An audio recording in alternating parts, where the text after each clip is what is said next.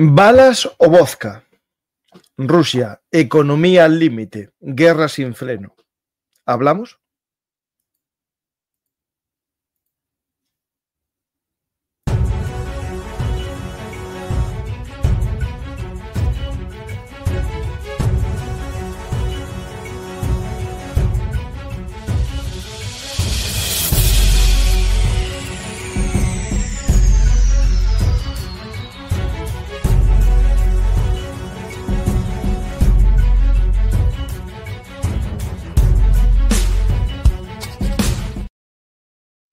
Hay un viejo principio económico que nunca falla. No puedes tener balas y vodka todo el tiempo. Puedes elegir una guerra larga o puedes mantener a tu población tranquila, pero las dos cosas a la vez, nunca.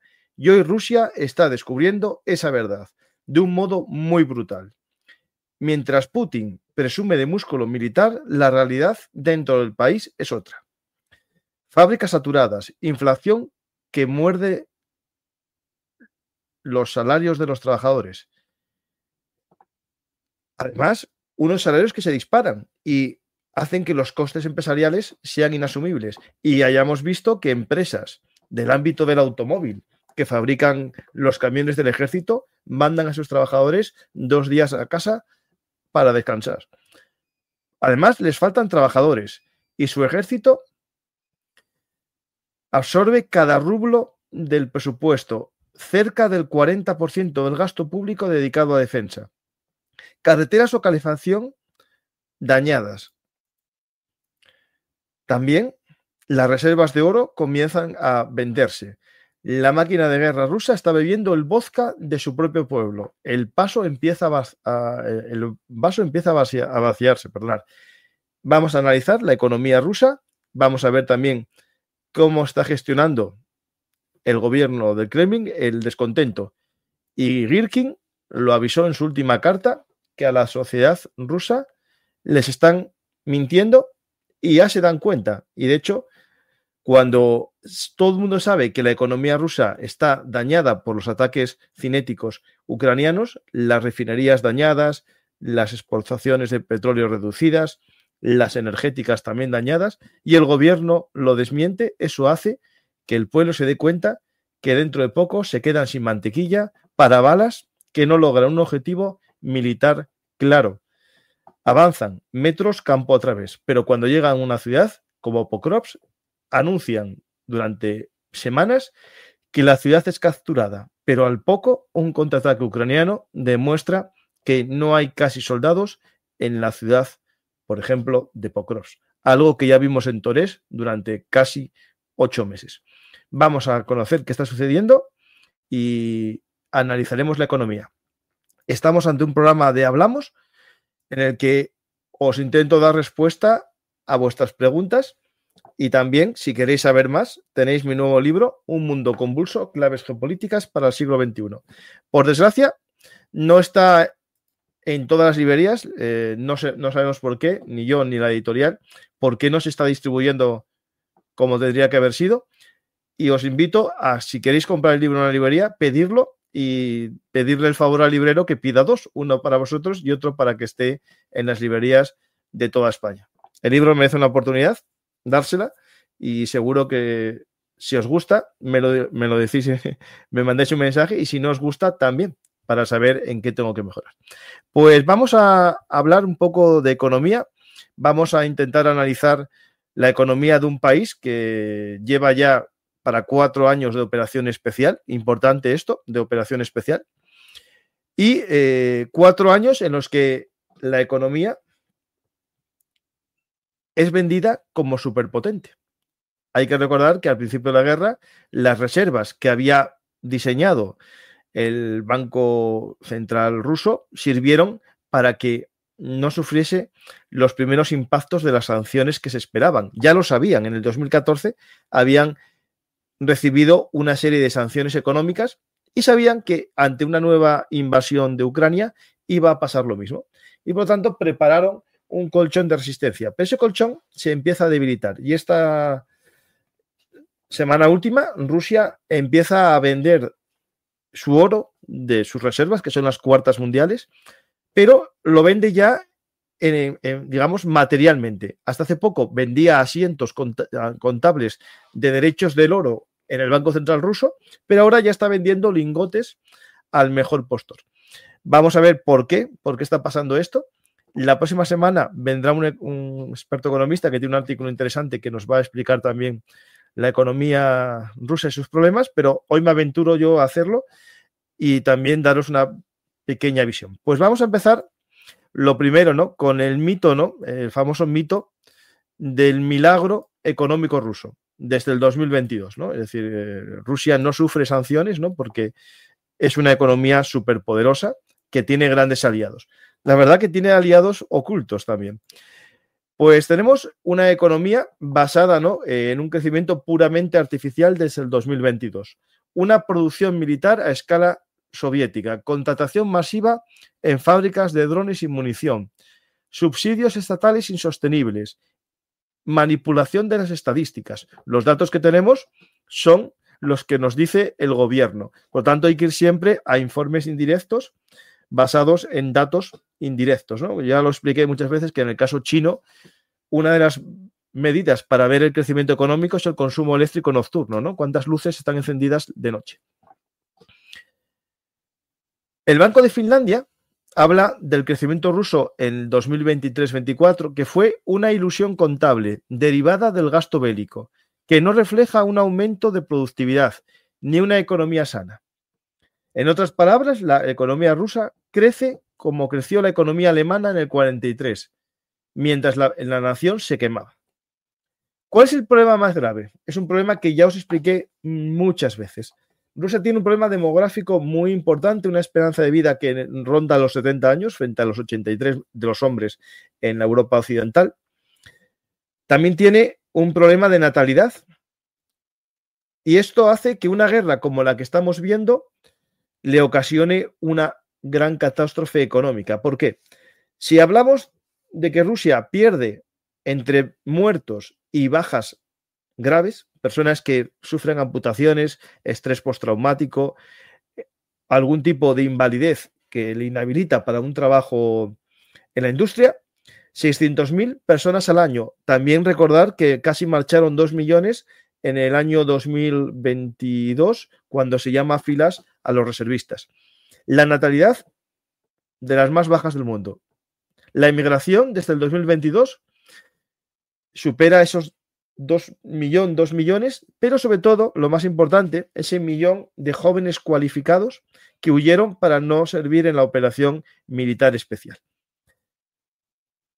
Moraleja, consecuencia, menos jóvenes para la industria, menos jóvenes para el ejército, menos gente para la economía civil y más dependencia de los inmigrantes de Asia Central.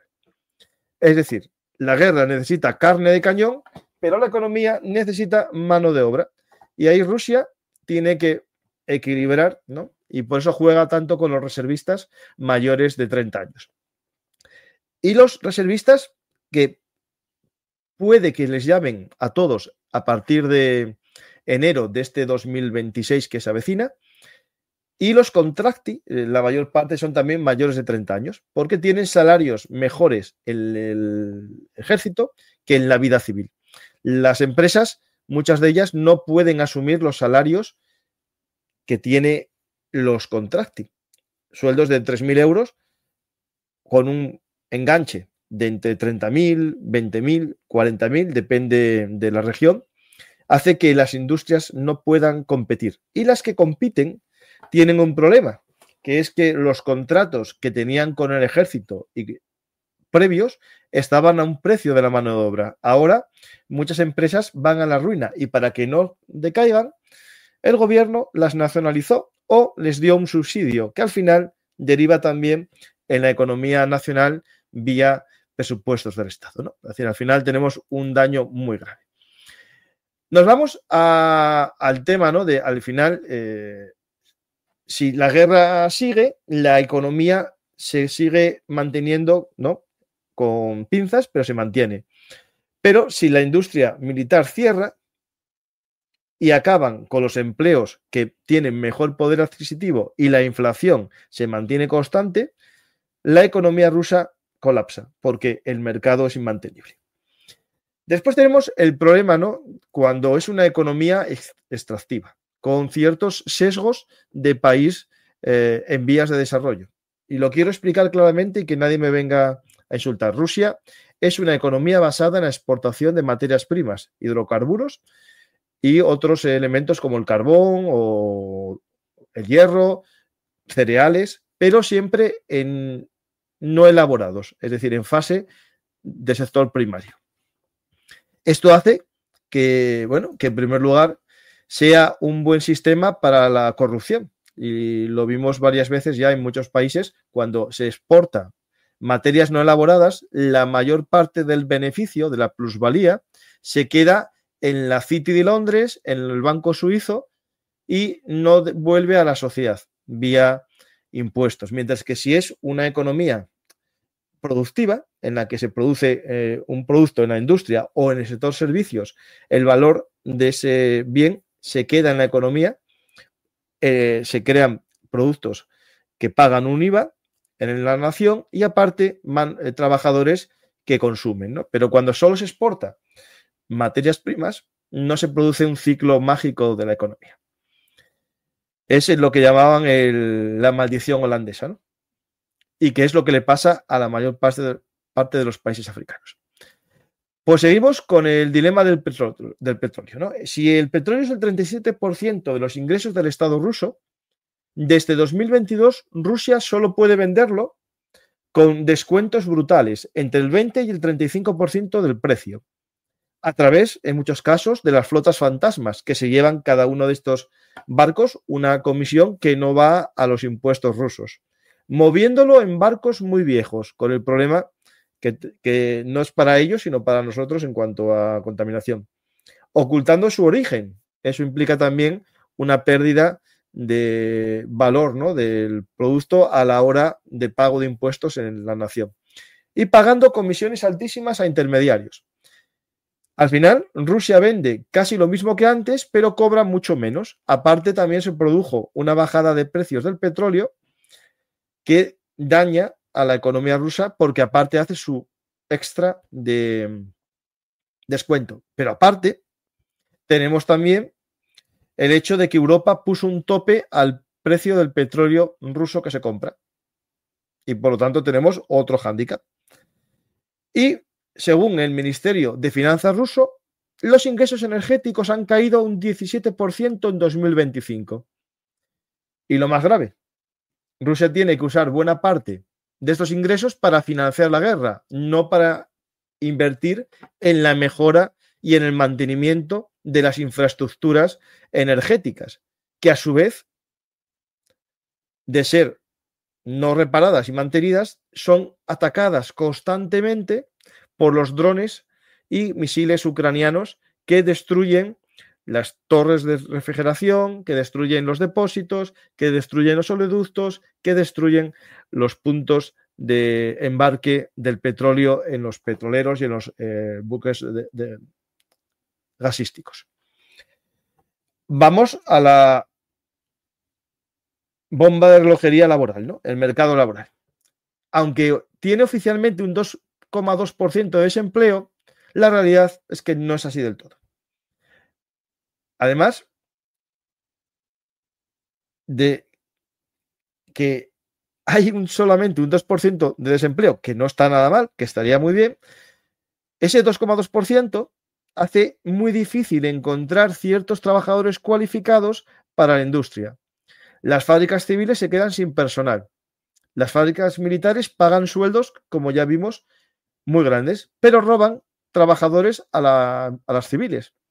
Y si mañana se desmovilizan cientos de miles de soldados, no habrá dónde colocarlos porque gran parte de la industria civil está cerrada y sustituyeron los productos propios por productos extranjeros.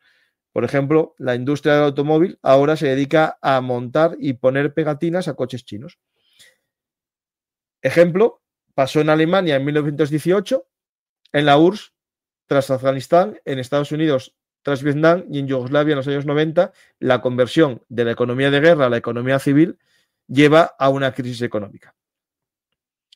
Aparte, por otro lado, los soldados ¿qué es de ellos? ¿Se van a reenganchar en la vida civil? Pues si se movilizan más soldados, hunden más la economía porque elimina la mano de obra en la industria. Si moviliza menos, pierde territorio y también pierde el relato de vencedor.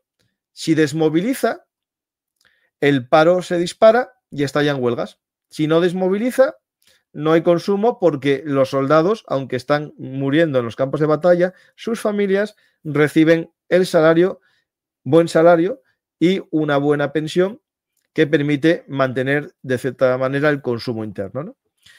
Pues al final la guerra alimenta la guerra y Putin está obligado a mantenerse en la guerra por el shock que se va a producir en su economía si se rompe el ciclo de guerra, reclutamiento, gasto.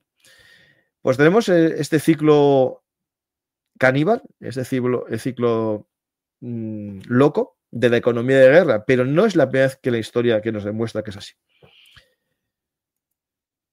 Tenemos después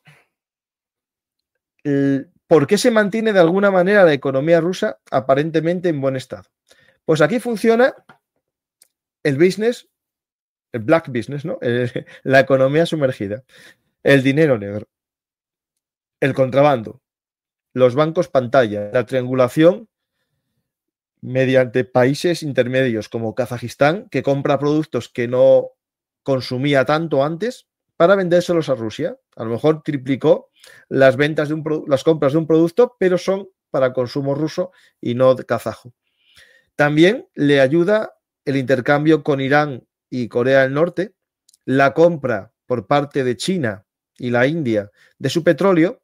Por eso aquí entra en juego las sanciones secundarias que impone Estados Unidos a los que compren petróleo de Rosneft. Y también después aquí hablaremos de una cosa importante después, ¿vale? Aquí recordar que tienen un aliado oculto que mantiene su guerra. Después está el mercado negro de chips, es decir, el juego de los chips europeos que aparecen en los drones rusos. Tenemos también las criptomonedas y el lavado de dinero. Pero claro, mantener una economía todo basado en la economía sumergida, aunque Putin en un discurso de hace tiempo habló de que la economía rusa había sido experta en los años 90 en el contrabando y que ahora, por deber patriótico, todo el mundo y todas las empresas tenían que fomentar el contrabando para entrar, o mejor dicho, obtener productos de los mercados exteriores, ¿no? Son expertos en economía sumergida, en esto les viene bien. También hablamos del daño que está haciendo los ataques cinéticos, las sanciones cinéticas ucranianas a la economía rusa. Lo expliqué antes en el tema de la disminución de las exportaciones energéticas, pero es importante un poco ver, ¿no? Se atacan refinerías a más de 1000 kilómetros, se destruyen depósitos, que no solo destruyen lo que está dentro, sino la capacidad posterior de almacenamiento y, por lo tanto, de cierta manera, las capacidades de extracción y exportación de crudo. Destruyen los oleoductos, las plantas de gas y todo esto, desde que empezó, ataca totalmente a las venas de la economía rusa. En mi libro, cuando hablo de energía, hablo de las venas que nutren al mundo, ¿no? Esta economía del petróleo y del gas. Y por lo tanto, para mí es esencial y sobre todo los países que consumimos energía, podemos encontrar otros países que nos la venden. Pero los países que venden, si se quedan sin sus mejores clientes, tienen que buscar otros clientes a un precio más barato. ¿Por qué? Porque los otros ya tenían un proveedor de gas. Es como cuando yo estoy en mi casa con mi factura de la luz y me llama un comercial de otra compañía eléctrica y para que yo me cambie de compañía eléctrica me tienen que ofrecer un precio más barato, ¿no? Por lo tanto, el que vende electricidad y quiere quitar clientes a otro, tiene que vender mucho más barato. Por eso, no hay que alegrarse tanto de que Rusia puede vender a otros. Le va a vender a otros, pero más barato. Aparte, no tiene la infraestructura de los gasoductos para vender en el mismo volumen que tenía antes con Europa. Y ahora no me olvido de Europa, ¿eh? Además, seguimos. Cada refinería destruida significa menos ingresos, eso está claro. Cada fuego en un depósito implica semanas sin producción, porque se tardan en apagar a veces semanas y no se puede meter en un nuevo depósito porque está dañado. Además, a día de hoy se calcula que el 40% de la capacidad de refino rusa está dañada o destruida. Y el 85% de las regiones rusas sufren escasez de gasolina. Vimos largas colas en las gasolineras en un país que es uno de los mayores productores de crudo del mundo. Además, Rusia está jugando como un ludópata, como un jugador compulsivo. Es decir, juega la ruleta rusa. A veces gana y muchas veces pierde. Por ejemplo, ejemplos que arriesgó: invasión de Crimea, intervención en Siria, anexión del Donbass, intervención en África, encarcelamiento de opositores, manipulación del gas en Europa haciendo cortes. Todo esto son jugadas arriesgadas que a veces le llevaron al triunfo y otras veces le llevaron a estancarse en escenarios poco beneficiosos, como puede ser el caso de Siria, que al final no logró grandes resultados. Además, Rusia tiene que realizar una serie de maniobras para lograr estos objetivos. Movilizar más soldados, más ataques a objetivos civiles, ya que no puede destruir infraestructuras ucranianas porque están destruidas las más importantes y las que son vitales. Hay un buen paraguas antiaéreo. Sigue también teniendo que dar armas a Bielorrusia. Sigue realizando ataques híbridos en Europa, ciberataques a nivel global y también, en algunos casos, ¿no?, sabotajes a gasoductos de otros proveedores.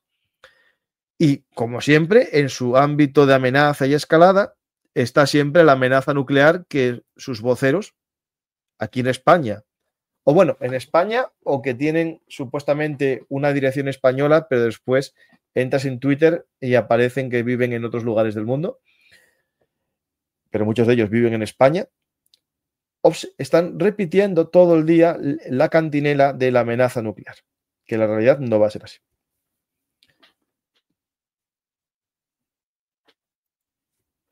Hablamos después de Trump, si queréis. Escenarios que pueden pasar. Bueno, hay un tema importante, el factor Europa. Y aquí voy a darle la razón a Trump, porque cuando alguien tiene la razón, la tiene. Europa, por un lado, imponemos sanciones a Rusia. Por otro lado, enviamos armas a Ucrania. Pero por otro, muchos países europeos le compramos gas o petróleo a Rusia, pese a que llevamos ya años amenazando de que no se va a hacer. Unos lo hacen porque es más barato, otros porque toda su infraestructura energética dependía de los gasoductos rusos. Pero con el dinero de estas mercancías, Rusia está comprando armas para destruir las armas que nosotros le damos a Ucrania. Por lo tanto, cuidadín con esto, que esto es un escenario difícil de explicarse internamente y sobre todo también en Estados Unidos, ¿no? ¿Qué escenarios nos podemos encontrar? Pues el primero, que Rusia se mantiene como una economía zombie, medio muerta, pero sigue, aumentando el gasto militar, poca inversión civil, inflación persistente, cerca de un 10%, un desgaste lento y una guerra larga. Un escenario segundo, Putin escala el conflicto, recluta más soldados, hace ataques masivos a ciudades ucranianas, presiona la frontera de Polonia y los países bálticos, sigue con sus amenazas nucleares y bloquea en algunos momentos la entrada o salida del mar Báltico o del mar Negro. Tercera opción, Rusia busca negociar desde la fuerza. Nosotros queremos la paz, Occidente no. Esto es algo que estamos viviendo casi ahora, ¿no? Cuando se filtran los borradores, cuando se filtran los bocetos de ese plan de los 28 puntos. Por un lado, alguno defiende de que Rusia va tan bien que es Ucrania la que pide la paz, pero cuando nos damos cuenta o pensamos, porque tenemos dos neuronas, ¿Quién estaba reunido con Witkoff? No era Ucrania. La conversación secreta era Kirill Dmitriev, Usakov y Witkoff. Por lo tanto, los que buscan la paz de alguna manera es Estados Unidos y Rusia. Y Ucrania por ahora está aceptando. No lo digo yo, lo dice Dugin, lo dijo en su último escrito. Parece que el que busca la paz es Rusia porque Ucrania y Europa, manteniendo cómo está el ataque ruso, se va a debilitar más Rusia todavía, porque según Girkin, Rusia no logra éxitos estratégicos, solo victorias tácticas. Es feliz por avanzar 5 kilómetros en una semana.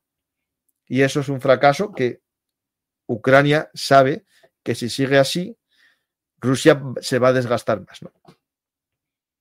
Bueno, Girkin lo que quiere es más armas, ¿no? Y más soldados. Y la cuarta, crisis interna rusa, tensiones entre las élites. Muchos hablan ya de rumores que parte de los oligarcas quieren que esta guerra acabe porque sus economías personales se ven dañadas, ¿no? Y sobre todo su estilo de vida, ¿no? Es decir, al final, muchos de los oligarcas no quieren estar encerrados en Moscú, quieren ir a sus yates en la costa de Mónaco, viajar a su casa en Suiza para esquiar, o quieren estar en la City de Londres en el periodo navideño para ver las luces de Navidad en jarros, ¿no? Protestas silenciosas. Esto es verdad porque entre el nacionalismo metido en vena y la represión, como a estos chicos, ¿no?, que fueron a la cárcel y al exilio por cantar canciones contrarias a la guerra, nadie sale a protestar. Dificultades para pagar salarios públicos, eso va a ser un problema que puedan tener. Y un descontento entre el ejército, que es un problema que tendrían que gestionar de una manera compleja, ¿no? Pues vamos a finalizar y hacéis preguntas, como siempre. Rusia no está al borde del colapso inmediato, pero está cada vez más cerca. Pero tampoco puede sostener esta guerra indefinidamente. La economía ya empieza a fallar. La demografía es catastrófica. El modelo militarizado tiene límites. La retaguardia rusa está bajo fuego constante de drones y cada vez más misiles ucranianos. Y el tiempo juega a favor del desgaste. Ya vemos cada vez menos blindados sacados de las campas, porque las campas se canibalizaron entre sí los vehículos para rescatar a los que en mejor estado estaban y ahora empieza a haber problemas ya de carcasas. Ya no hay carcasas en buen estado. Y cada vez vemos nuevas estrategias de combate que en el fondo son inviables para un éxito estratégico. Si tú quieres hacer un embolsamiento real en el que cojas a soldados ucranianos superiores a grupos de 20, necesitas movilidad. Y Rusia atacando en grupos aislados de reconocimiento, ¿no? Estos grupitos de 5 hombres que avanzan en solitario. No van jamás a embolsar a más de 20 soldados ucranianos. Tú necesitarías unidades blindadas que hiciesen un embolsamiento. Unidades transportadas en masa. Cuando dejas los vehículos blindados, dejas las motos porque no logras romper y la única forma que tienes de avanzar es andando 20 kilómetros, 1 kilómetro al día hasta llegar al frente, a la zona cero, es imposible una ruptura total del frente. Y eso es algo que Rusia no quiere reconocer y menos los prorrusos, ¿no? Es decir, que de esta forma de guerra es imposible una victoria estratégica, porque Ucrania, con que mantenga los drones en la distancia, matando a todo lo que se acerca, Rusia solo podrá avanzar metros, pongamos 1 kilómetro al día, y eso le hace que capturar el Dnieper, llegar al Dnieper, que es su deseo, sea una fantasía. Lo vamos a ver.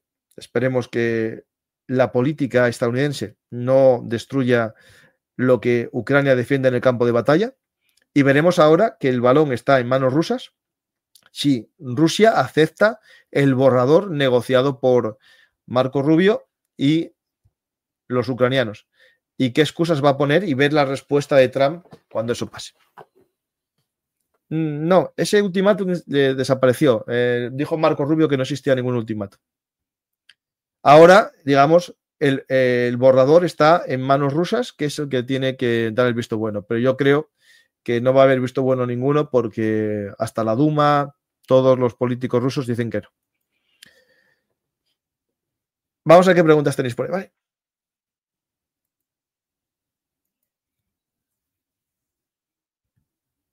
Bueno, mientras tanto, recordaros que tenéis aquí el libro Un mundo convulso, claves geopolíticas para el siglo XXI, y que mañana, que es viernes 28, presento mi libro en Oviedo, en la librería Pasapágina, y también en Oviedo voy a hacer una presentación el jueves 11 y el martes 9 en Gijón. Estad atentos a las redes sociales y os pondré ahí al día de todo lo que acontezca. Y el 19 de diciembre estaré en Madrid para que los madrileños puedan comprar el mundo convulso. Y saludar si quieren también.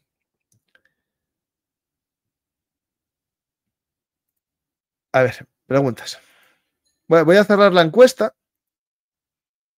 A ver qué resultados dio la encuesta. De 131 votos, ¿está la economía rusa destruida? Sí, el 66%, no el 34%. Bueno, pues yo no digo destruida, pero sí muy dañada.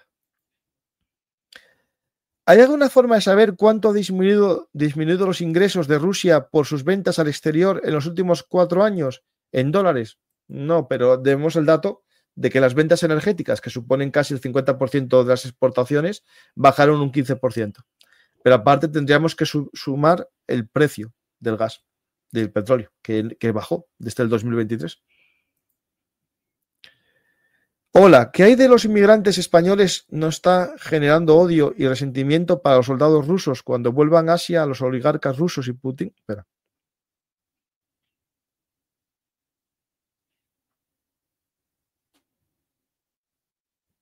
Ah, no, vale. Te estás refiriendo a los inmigrantes que van a Rusia de otros países, ¿no? De Asia Central o de África a trabajar, ¿no? Pues claro, va a haber un problema cuando los soldados vuelvan a sus fábricas. Algo tendrán que hacer con estos inmigrantes porque no va a haber trabajo para todos. Pues los expulsarán o habrá un enfrentamiento social grave. Además, es una población nacionalista bastante racista. Yo, cuando estuve en Rusia, a todos los que eran asiáticos, la policía les pedía los documentos en el metro, o sea que se ve cierto ese componente, ¿no? Campa, muy bien enfocado, y tengo la sensación que la realidad es peor. Cada ataque de Ucrania genera un árbol de situaciones impredecibles en la economía, sin contar las infraestructuras, fundamental. Sí, sí, estoy contigo. ¿Cuándo Europa dará material para que Ucrania pueda detener los pequeños avances y recuperar territorio? A ver, ahora, como es la guerra, la verdad que yo casi ya no veo ni necesarios los blindados en primera línea. Lo que vimos hace un año y medio de los Bradley atacando en primera línea, ahora no sé si sería una locura. Yo creo que ahora la guerra es de drones. Ucrania tiene una buena capacidad para enviar drones. Espera un segundito.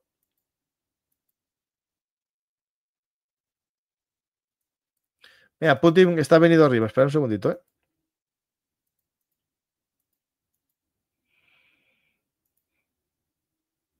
Из занимаемых войска Украины уйдут из занимаемых ими территорий, вот тогда и прекратятся боевые действия. Не уйдут, мы добьемся этого вооруженным путем. Войска Украины уйдут. Lo que quiso decir aquí es lo siguiente. Putin afirma que Rusia cesará las hostilidades si Ucrania se retira de los territorios que Moscú reclama. De lo contrario, los tomará por la fuerza. También se quejó de que no esperaba nuevas sanciones estadounidenses contra las petroleras rusas, afirmando que no había ningún conflicto con Washington tras la cumbre de Alaska. Ni siquiera entiendo qué está pasando, dijo. Ay, que va de víctima. Resumo lo que dijo. Básicamente que él solo quiere lo que él quiere y que no entiende por qué Trump le puso sanciones a su petróleo tras la cumbre de Alaska. Acordaros que tras la cumbre de Alaska, que quedó, se enfadaron y iba a haber una comida y se suspendió. Posteriormente, Estados Unidos amenazó muchas veces de sanciones secundarias. Cuando finalmente las puso,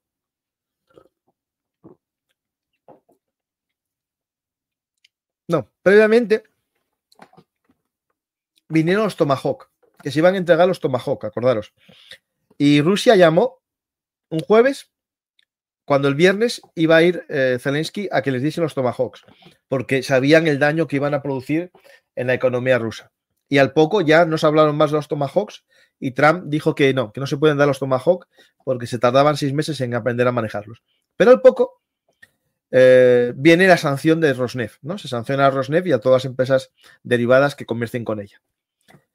Y Estados Unidos logra que la India empiece a dejar de comprar petróleo ruso, no sé qué porcentaje, pero está dejando de comprar.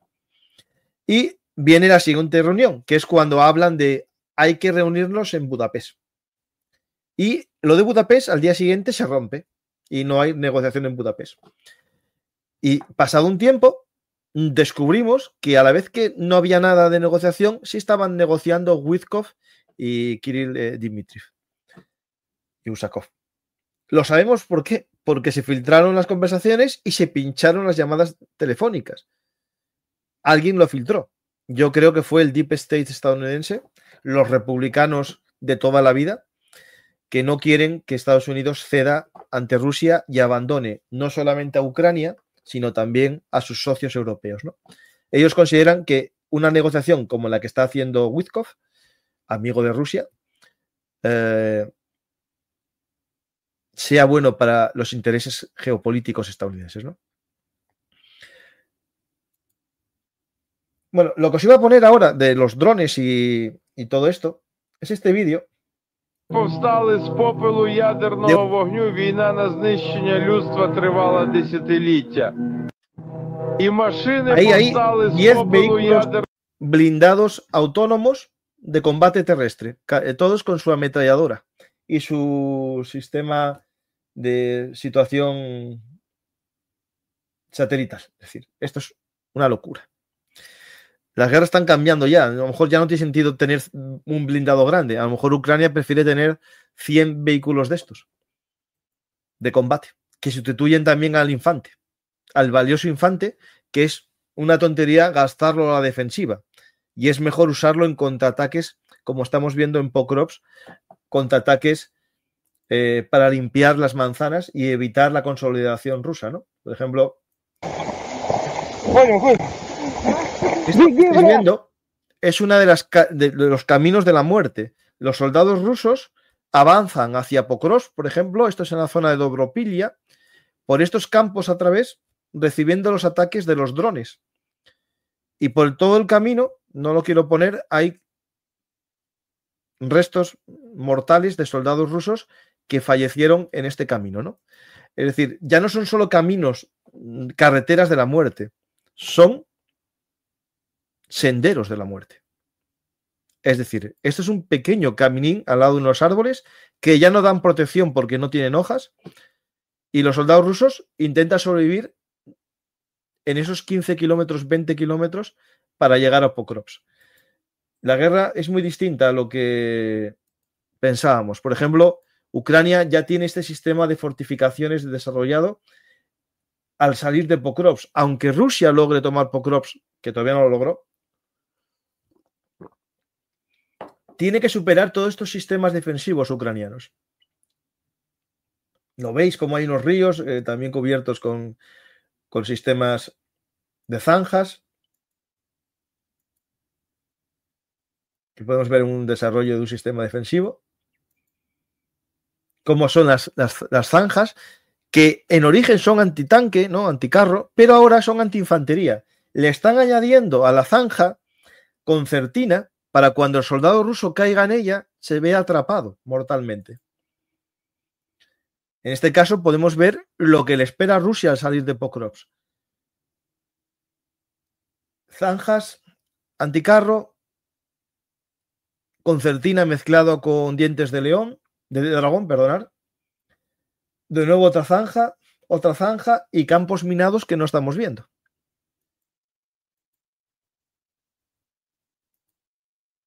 Aquí vemos la construcción, ¿no?, de estos nuevas defensas.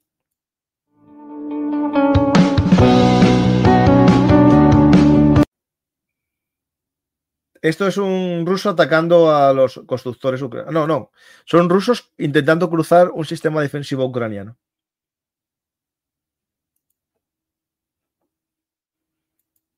y veis un poco cómo funciona todo. La guerra se mete en cualquier sitio, se adentra en los sótanos de los edificios. Por tanto, la guerra, a lo mejor nos estamos confundiendo en ver siempre conceptos antiguos. La guerra cambió, mutó completamente. Buscan al soldado dentro de cualquier casa. Este atraviesa una pequeña choza.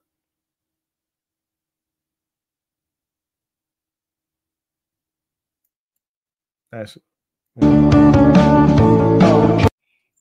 Por lo tanto, todo cambia. Es decir, no podemos pensar en conceptos antiguos de guerra. Steve Witkoff tiene tradiciones rusas. Sus abuelos eran nacidos en Rusia y su padre y madre son de origen ruso. Lo mismo que sus esposas, todo de origen ruso. Sí, lo sé. Y negoció en Rusia también. Sí, todo un buen representante, ¿no? Y aparte, es un hombre que se arruinó y viajó con Trump en los años 90 a Rusia a conseguir business. Y los consiguió. Paco, ¿sería posible hacer algún día algún debate sobre geopolítica y economía de España? Creo que España tiene grandes flaquezas a nivel estructural, económico y productivo, pero no se habla de ello. Yo por mí lo puedo hacer, no tengo problema en contaros cosas que yo pienso. A mí lo que me gustaría es poder dar alguna charla en algún lugar que no fuese Oviedo, ¿no? Al final me doy cuenta que por mucho canal de YouTube que tenga, por muchos seguidores a nivel mundial que tenga, soy un señor de provincia y no tengo posibilidades de salir nunca a contar cómo hacen otros su visión del mundo, ¿no? De la geopolítica o de la historia. Por tanto, bueno, yo por mí me estaría encantado de participar en alguna mesa redonda, debates, pero por desgracia no tengo esa capacidad, ¿no? Yo lanzo el guante. Francisco, ¿cuándo Europa dará material para...? Eso está ya. Hola, tengo una pregunta. ¿Rusia, si se acaba la guerra, estos tienen un plan para evitar su colapso económico o no se sabe nada? No, yo creo que no tienen su plan. No, están en modo supervivencia. Esta guerra les dura mucho más de lo que pensaban. Digan lo que digan sus... No hay Bizum de 500 ni de 1 euro. O sea, yo no recibo casi nunca un super thanks, no recibo casi nunca un agradecimiento, por lo tanto, yo ya lo de 500 no lo veo. Pero mira, ya con uno de 5 euros me contento. Tiro voladores, me tomo un café hoy. Bueno, fuera bromas, el tema no va por ahí. Yo no me importa los super thanks, que está bien, porque es un agradecimiento, como dice su nombre. Lo que me parece importante es que este sistema, esta plataforma, favorece los canales que reciben muchos thanks, ¿no? Givings, ¿no? Porque es una forma que ellos ganan dinero. O sea, también yo lo entiendo, es el mecanismo de funcionar de este sistema. Campa. Dicen que Rusia va tomando 800 kilómetros en noviembre y eso que no acaba el mes. Fácil llegan entre 900 y 1000, solo en un mes. Eso es casi lo mismo que tomó Ucrania en Kursk. La cosa no va bien. No, a ver, Rusia está avanzando mucho, y no voy a negarlo, en la zona de Zaporilla, pero allí no hay nada, son aldeas. Donde no avanza es en Kupiansk, no avanzó nada. Donde no avanzó mucho es en Pokrovsk, sigue un mes y medio combatiendo por la ciudad y Milorad no cayó. Mira, Cristian, gracias. Gracias. Gracias. Mira, ya tomo un café. Mira, tomo este, que lo tengo casero, y después cuando salga con la familia, tomo otro. También vale suscribirse mensualmente, efectivamente, sí. Por 1 euro, no es nada. Me se lo quitan de las manos. ¿No crees que Putin rima con Stalin? Mucho, la verdad que sí. Sí, sí. Y además... hay una campaña de blanqueamiento de Stalin en Rusia, bueno, y en el mundo entero. Hablando de esto, la primera biografía aprobada así oficialmente por el gobierno ruso de Stalin se hace en el gobierno de Putin. Antiguamente no se quería limpiar la imagen de Stalin y Putin la limpió porque concibió que era una forma buena de mejorar la imagen de dureza y de imperio de Rusia. Y blanqueó la parte comunista y se quedó solo con la parte, digamos, de la guerra patriótica, ¿no? ¿Crees que Ucrania se ha planteado atacar a la marina mercante rusa en cualquier océano del mundo? Por ahora no. Pero plantearse lo planteó. Hubo 2 ataques a barcos de la flota rusa, de la Dark Fleet, no de la Fantasma, de la que es oficial, ¿no? Un poco de barcos espías. Hubo un ataque extraño en el Mediterráneo, cerca de España. Hola, imagínate que la guerra se acabase. ¿Rusia tiene algún plan para salir de la crisis? No, yo creo que a día de hoy no. Quien es súper inteligente es José María, y creo que no sé exactamente qué quieres poner ahí. José María es inteligente, no tengo dudas ninguna. Y además, José María es un trabajador nato y está todo el día buscando información, recopilando datos. Es muy exhaustivo, cosa que yo soy más caótico, mucho más caótico. Compraré otro libro tuyo para apoyar tu canal. Gracias por tu canal. Muchas gracias, Saltamontes. Pero regálaselo a alguien, ¿eh? No lo tengas ahí acumulado en casa. Pues, si no hay más preguntas, vamos a finalizar. Y, por ejemplo, que alguien vea en Pokrovsk. Esto es Pokrovsk. No hay miles de soldados, hay puñaditos de soldados. Y en este caso, pudisteis ver cómo un soldado ucraniano escondido en una casa neutraliza a un soldado ruso. Es decir, es una zona gris completa. Gracias, Johard. Finalizamos ya, si no hay más preguntas, y os recuerdo que si os ha gustado el programa, ya sabéis, dar a me gusta, dejar un comentario, compartir. Campa, ¿podrías revisar los precios de tu suscripción en pesos para Argentina? Me parecen bajos, te sigo desde el 2022. A ver, ahí es que el problema, y lo explico, yo pongo un precio en euros, pero después la plataforma lo ajusta al poder adquisitivo medio de los países. No hace un cambio de divisas automático. No pone un euro tantos, no. Lo hace con una fórmula matemática. Ya me lo vi una vez en un vídeo, lo explicaban, y es algo que se quejan muchos youtubers. Pero bueno, no hay problema porque podéis ayudar de formas también, por ejemplo, con Superfans o en Patreon. Aquí tenéis la posibilidad también, si queréis apoyar al canal, en Patreon, en PayPal o en Bizum. Hay de todo, pero bueno, lo importante es que aprendáis, que estéis aquí atentos al canal y que os suscribáis y deis a me gusta. Gracias por esa pregunta, que creo que ya me la hiciste en otro comentario, pero no depende de mí. Creé una categoría alta, pero no sé exactamente si estás mirando la más alta. La más alta sí que son 9 euros o puedo poner una más alta, ¿no? Tú dime la cantidad y yo te la pongo. Pues muchas gracias a todos y recordar Un Mundo Convulso, claves geopolíticas para el siglo XXI. Si no está en vuestra librería favorita, insistir que lo tengan y que lleven 2 para que otra persona tenga la oportunidad de descubrirlo.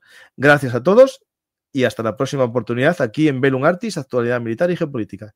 Espero que os haya gustado Hablamos y lo dejéis en comentarios al finalizar el